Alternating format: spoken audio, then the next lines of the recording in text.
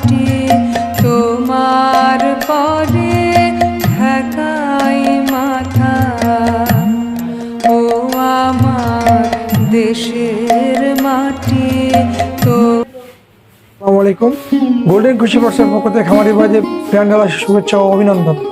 আমরা 2025 সালে আপডেট যে ঘাস কাটা মেশিন আমরা আপনাদের সামনে নিয়ে আসছি। আপনাদের সামনে আমাদের মেশিন হচ্ছে দুই রকম, লিফট সিস্টেম কনভেয়ার ও নন কনভেয়ার।